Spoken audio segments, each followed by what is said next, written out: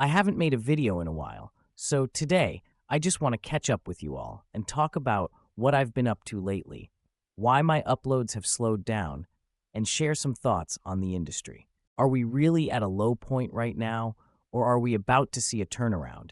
I mean, the recent changes in tariff policies seem a bit relaxed, and the market sentiment appears to be warming up again. Also, I want to share a bit more. I'm going to share my thoughts on the future of this industry and which areas still have room for growth. Today's video is going to be pretty casual. Just think of it like a podcast. First, let me explain why I haven't been updating much lately. Last month, uncertainty around Trump's tariffs and worries about a recession in the US really shook people's confidence in risk assets, especially in crypto. There aren't many new stories to tell in the industry right now. Whether it's RWA or L2, they just can't get the old players excited anymore. It feels like everyone's in this wise sage mode, and nobody can really feel that buzz anymore. I mentioned this situation in my video last month. You can tell just by looking at the big weight on the cover. Right now, it's all about being patient and waiting for what's next. As the old guard makes way for the new, folks like CZ and Vitalik are still around. But now we've got new players like the Trump family, or the crypto team behind his son, along with the traditional capital from Wall Street stepping into the game. Once they create a new narrative and attract new funds, the market will come back to life. So right now, it's better to position yourself early and make the most of the time to learn. Last month, I slowed down on updates to focus on things I'm really interested in, like researching AI tools to boost work efficiency. It's pretty interesting, and I'll share how to quickly set up front-end pages later. By doing this startup, you could even cut out the cost of a front-end engineer. Plus, I've also updated some of the crypto course content because I found a new growth opportunity in that area. We'll talk about it in detail later, but I've noticed a trend recently. A lot of students are shifting towards trading and quant finance.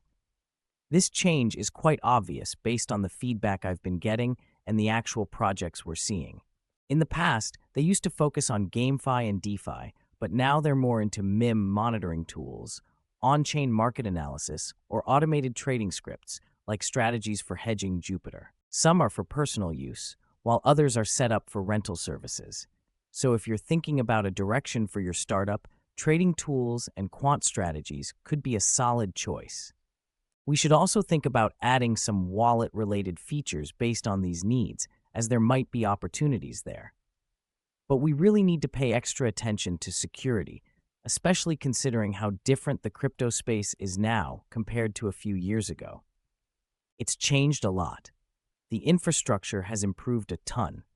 For example, if you don't want to trade on a centralized platform, you can do derivatives on-chain, and if you want to launch your own project, you can just go for it. There are also mature platforms backing it up, and even the development environment is more flexible now. It's not just limited to Ethereum. You can try out mini-games or projects on the Solana chain as well. When it comes to AI, it's way easier to get projects done now. Back in the day, if you didn't want to write front-end code yourself, you had to spend money on outsourcing. But now, you can just use an AI agent and describe what you need in plain language. It can generate front-end pages, and I just need to handle the logic on the chain. But AI still has its limits when it comes to on-chain development. For example, I've tried getting AI to write a demo for Solana's CPI interface. Either you can't write it, or it won't work, because there's not enough training data online.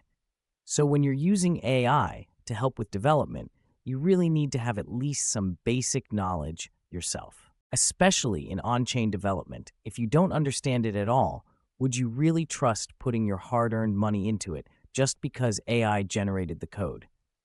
Recently, we've upgraded our course to version 3.0. In addition to the existing EVM chains and Solana app development, we've added content on using API aggregators to create automated trading scripts, keeping up with current demand trends. I'll expand on the EVM scripting part later. We started with Solana because the demand is more focused right now. In the future, we'll also add on-chain market analysis, technical indicators, and show how to quickly build a front-end using AI. I feel like there's a lot more to share, but I'll stop here for today. If you're interested in learning more, feel free to follow the channel or join our community. For a structured learning path and developing Web3 projects on Solana and other EVM chains, make sure to follow our channel for more tech insights.